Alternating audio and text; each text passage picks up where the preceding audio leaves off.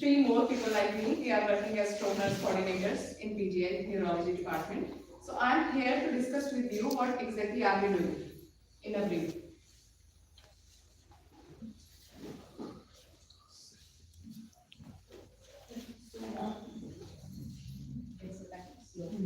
So all of us know stroke can be ischemic or hemorrhagic, right? All of us know.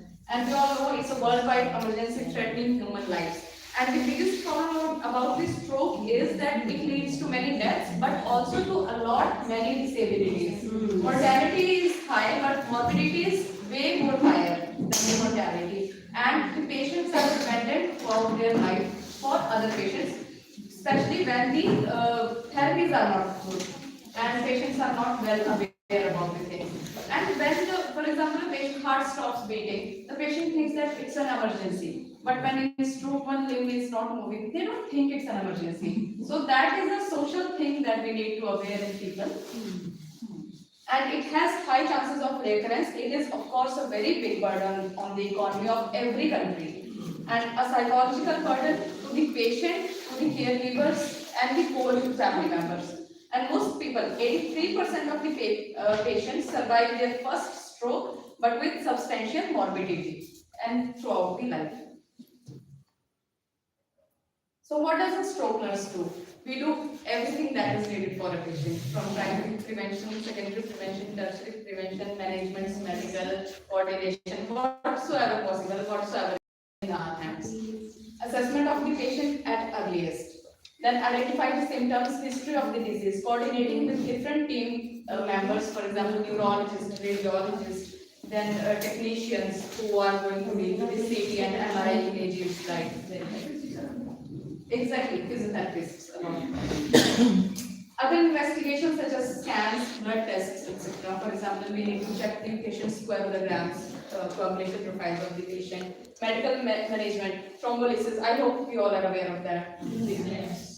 Then manage the complications related to this stroke, for example, aspiration, or there are many others. And discharge and follow plans of the patient, rehabilitation, very, very important, psychological support, and educate the family and caregivers about the stroke. So as I told you, there are very high chances of recurrence of the stroke. Then assessment at the triage. First of all, obviously, we need to secure ABC, airway breathing and circulation of the patient. That is the prime responsibility of ours. And then we need to manage the blood pressure, because I hope everyone knows that we have so many. Exactly. What country are you from? Egypt. Egypt. Oh, that's very nice. Yeah. So I hope in your country also there are so many smokers and so many hypertensive patients. It is common here in India also. So we have, sorry? In Egypt, many cases of stroke. Many cases of stroke. It is actually booming. Like it is everywhere. We cannot say it's not. There's no country, no place left. It's everywhere. So and also we have everywhere. Especially, I think in Asian, South Asian countries, we have people with diabetes, people with hypertension. So, hypertension is the biggest cause of stroke. Hypertension and smoking. So, we need to manage the blood pressure of the stroke early as possible. Just immediately, but manage it.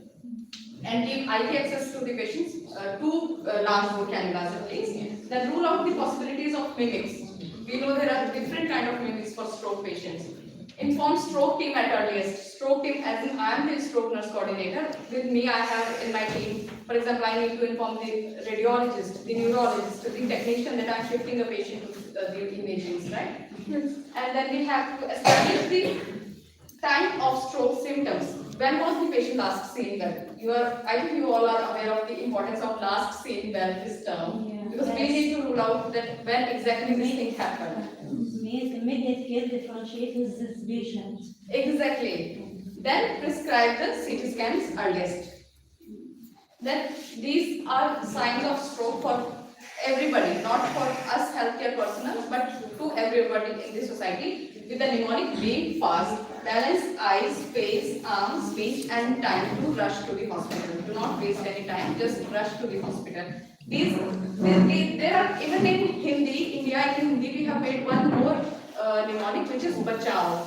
Bachao means, bachao in English means save yourself. Bachao is baju, that is arm, and I not be able to understand that, but it is. Do you understand Hindi? Do you understand Hindi? People from Nepal must know everything, right? Any other country also? Bhutan. Oh, Wow. Mauritius. Nice, nice, nice. So this is NIHS's score. This is used by us stroke coordinators or the neurologists to basically assess the symptoms of the stroke, because those symptoms are for everybody, but they are generalized symptoms. We need to know more specifically. Like for example, patient has lost his consciousness. Is he aware of his surroundings? How much is the consciousness? Is there any gaze palsy of the patient? He may be able to see one side of the surrounding but not the other side. There can be a neglect. There can be ataxia to the patients. So all these things are in this score, which This is is called glaucoma scale to determine. no, that That is different. Glasgow This is scale, that is a different scale. That is to check the awareness, consciousness, and motor power of the patient. This is for stroke. The patient is aware, but he is not understanding what I will say. That is aphasic. Patient is aphasic. He is like totally eyes are open and he is totally able to see here and there everything. But you will ask him to lift your arm up. He is not understanding. He is not able to comprehend, or maybe he is not able to express. Patient is aphasic. So to rule out all of that, we use this scale here, and we have then one form known as a SAP form to immediately fill so that we can assess how much severe is this scale and also document the history of the patient. That as I was talking about the mimics, stroke mimics,